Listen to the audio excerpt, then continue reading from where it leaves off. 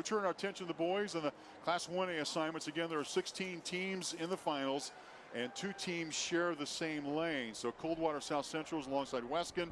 Axtell and Deerfield, Lebo and Caldwell will get comfortable with one another. Opie and Osborne in lane 4. Lane 5 belongs to St. John, St. Francis.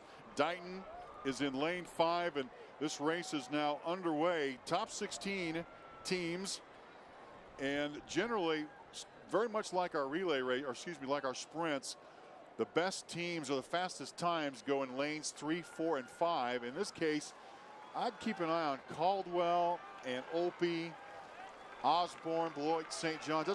Those are the teams to beat, don't you think, Rod? Those teams right there in the middle. Yeah, there's a lot of disparity in this field, so we're going to see this string out pretty quick. I think it's going to be probably, like you said, a 3-team fight right here, and that's what it's shaping up to be. Yeah, right in the front of it, like Opie. You could see the Opie green there in front, and then you got Caldwell and Osborne. We'll check some assignments and some names your way, but the Opie is scheduled the leadoff leg. It was Matt Burkett.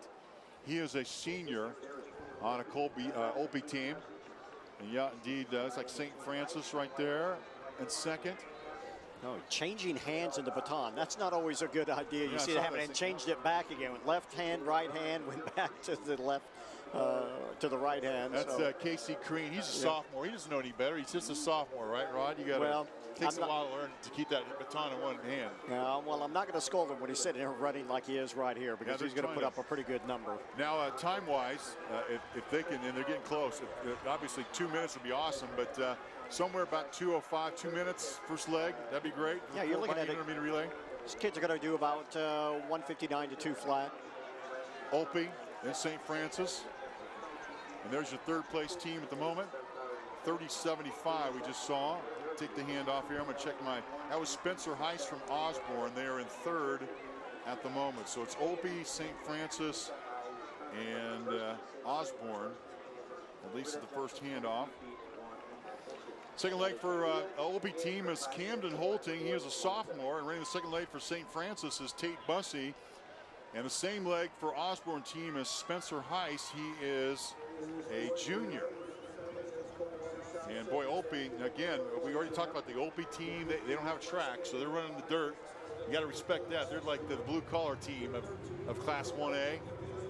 And leading St. Francis, not that St. Francis doesn't have a dirt track or whatever they've got, dirt streets and dirt roads in the neighborhoods of whatever they're running at. But Opie in the lead at the moment have extended it from what was about a 10-meter lead after the first leg to about 20 meters to the moment. But making a move here is Osborne. Osborne just moved into second place with St. Francis. St. Francis, you haven't been running on dirt. You've been running in the snow a lot, though. Yeah, that's right. Out there in northwest Kansas. It's a long trip for those fans to get here, and they leave early in the morning, or most of them spend the night. There's Opie.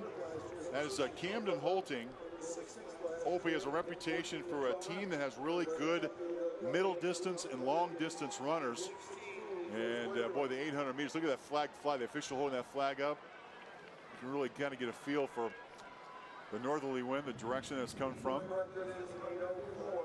As we said, that wind is out of the northeast, so you can see it just starts to kind of push you inside in the corner right there, or going down the backstretch.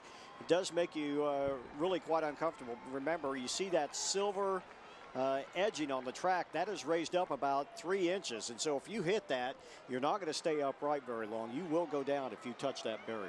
So it's Opie, and then St. Francis second. Osborne's in there. Hand off, third leg coming here. You see the leadoffs right here. Watch how they're just stutter stepping when they're handing it off. That's not what you see, how they're just kind of shuffling. You want to wait a little bit longer, just a little bit longer, and then you want to start running like that right there. You see that kind of handoff? We saw 36-28 right there. That's a good handoff. You don't want to just shuffle your feet and wait for the guy to get there. You want them to get there first, then start running. All-time best time, 8:04.8, running 1986 from Grainfield Wheatland, the relay team of Dinkle, Evans, Hines, and Kaiser. This group was well off that time, but running pretty fast times. And it looks like St. Francis. Wow, look at St. Francis might be able to make a move on Opie. Let's see what happens here. St. Francis, the leg here, looks like, I'm going to check the bib. I think it's Brock Waters. Waters is senior. We have a new leader. St. Francis, who at one point was in third place, has moved back to first place, overtaking Opie, which falls back to second. And I think Osborne is in third at the moment. So St. Francis the lead, Brock Waters with the lead. Opie carrying the baton, Colburn Holting. Holting is a freshman. And Dylan Peterson for Osborne has the baton. He's a sophomore. Yeah, here comes Opie right back. That is actually 34-46. That is Brady Dinkle. Yeah, Dinkle was scheduled to be the anchor leg for St. Francis. Good call. Good picking that out. I presume he's been handoff to Brock Waters. We'll see. And looks like 28 or 29-68, 28-68 for an Opie team, and that would be Chance Redeker. He's actually was scheduled to be the anchor leg. So Osborne and Opie looked at one another and noticed they were switching legs and decided they would switch their anchor leg for the third leg. And here's Opie with the lead. Opie has the lead with 100 meters to go. What is the third leg? Still got one leg to go here, but Opie is retaking the lead. Well, Dinkle used up a lot of energy to get back in this race and try to haul Opie in, and it's costing him right here in the last 100 meters. Now, Opie and St. Francis have gone back and forth, and Opie has the lead. In fact, Opie has fallen back. Opie has the lead. St. Francis has fallen back to third place. You see Lebo in fourth. Well, this has gotten to where you cannot chase now. If you want to try to chase the leaders down from right here, you're just going to have to expend so much energy. You're 40 yards behind now with just a lap and a half to go. Colby's got a couple of brothers, Colburn and Camden Holting. One's a freshman, one is a sophomore. Holting, Colburn, the freshman, was supposed to run the third leg, but he may be running the anchor leg. I want to check and see who they've got running.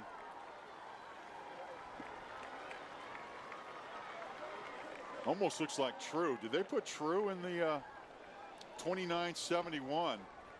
That is.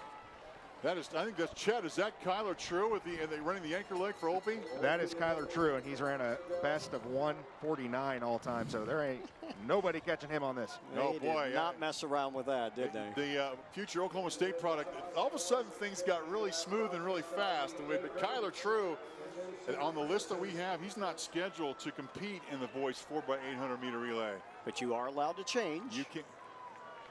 3,200 meter broke the record by 13 seconds, the state meet record. That was our first standing ovation of 2017 Kansas High School State Track and Field Championships as he came home for the final 120 meters now. And I think the PA announcer is figuring out what we're figured out, is that Opie made a little change and put Kyler True in, and all of a sudden everybody's like, hey, there's the guy, there he is, there's the man, and they're letting him know that they appreciate the running effort. From Opie's Kyler True, as Opie's going to win gold in the 4x800 meter relay. Opie has yet another gold medal, and the 4x800 meter relay, Class 1A, goes to the green and gold to the Eagles from Opie.